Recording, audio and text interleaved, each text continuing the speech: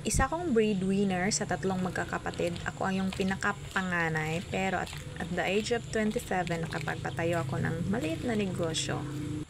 Nag-asawa ako at the age of 28. Tapos, wala pa kaming bahay, pero ito na yung tinuturing namin na bahay. Bahay, munting negosyo.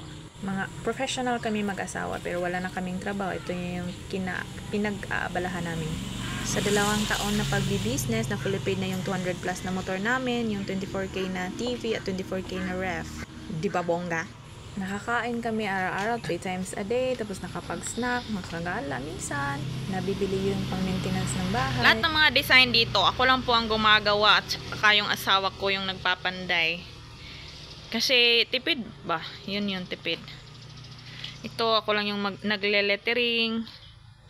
Tapos yung mga, simple lang. Yung mga concept namin, yung kaya lang namin gawin. Nag-start kami, wala talaga to. Yung pader.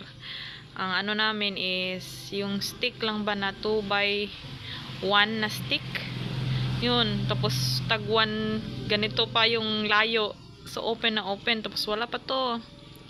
Lahat. Wala. Bare talaga to. Tapos, after 2 years, ito na siya. May naipundar na kami na almost 500 per piece na mga chairs. Tapos, ito, pangalawa na to namin kasi parang every year namin siya chini-change kasi, parang first time pa to. Yan lang yung pangalawa. Bago-bago pa yan eh. Bumaha kasi dito ng 2 beses. Every year bumabaha siya. Kaya, yun, nawala yung mga magagandang buhangin dyan. Yan. Ngayon, maputik siya kasi maulan. Ito, ako lang gumawa. Ako nagpintura. Gabi ko pa yan ginawa. Gabi ko siya ginawa. Tapos pagka inamagahan, dinisplay ko na nung mga 3 months ago. Yes. Carton lang yan. Yan, carton. Ito, yung bintana namin dati na kinuha na. Tapos, plywood lang yan na manipis. Kinulayan ko lang. Yan, carton yan. Ito, mag-change na naman kami. Soon. Ito, galing to Zamboanga. Bukidnon kami dito ngayon. Tapos, galing to Zamboanga nung namalayo yung asawa ko doon. Nagdala kasi ng sasakyan yung kapatid niya.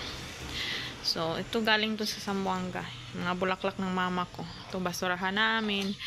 Ito, hindi yan double wallingan. Kasi nga, yung pader namin sa susunod, paggawa kami ng bagong design. Lalagyan na to ng pader na bago. Dito siya magsa-start. So, gawin na yung parang may sink dyan. Nagawa kasi tayo ng CR soon.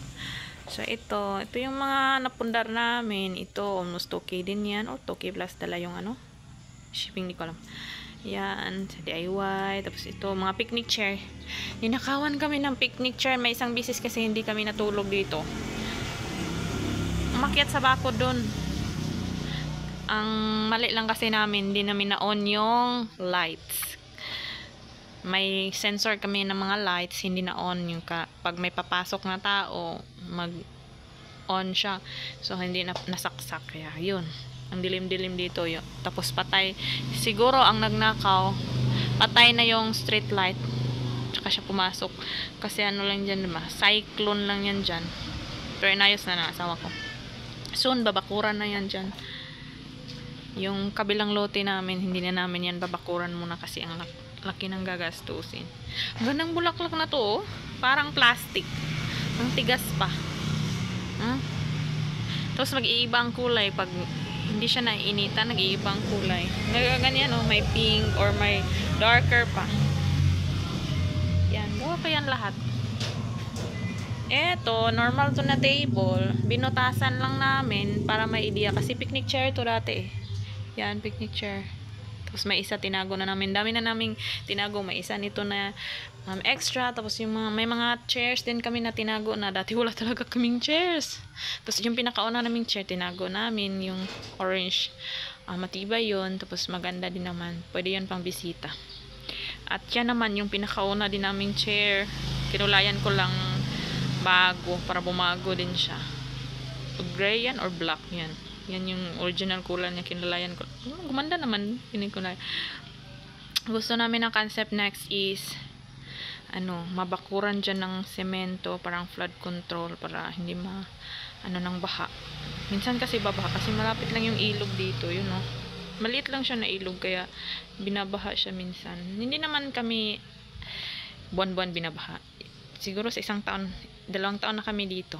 Magtatatlo, pero 2 beses kami binaha. Yung bagong baha, dyan lang, hanggang dyan lang. Mababa lang naman. Kaya hindi masyadong madumi pagkatapos ng baha. Dyan lang, hanggang dyan. So, marami pang babaguhin dito dyan. Lalagyan din yan ng bubong. Tapos may bagong tambayan yan, kagaya nito. Para ito, aalisin din namin to soon. Para malak na dito.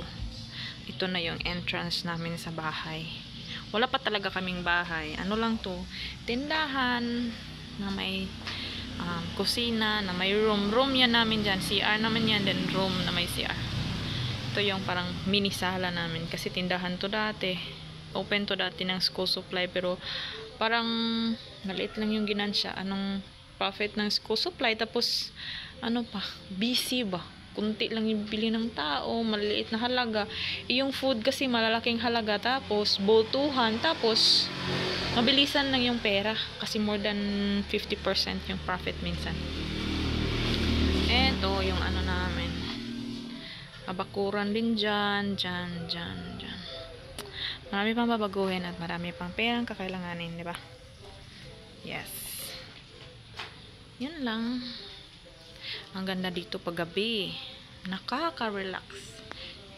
Yan. Nilagyan namin ng ganyan kasi ang boring pag walang ganyan. Hindi yan hindi yan cobwebs. Yan? Sa tela. Nung nilagyan namin ng ganyan, wow, ang ganda pala. Yes, nakakaganda siya. Tapos eto, medyo wala na siyang dahon kasi siguro nahuhulog or minsan kinukuha ng mga bata na customer. Yan, naka-happy Halloween pa.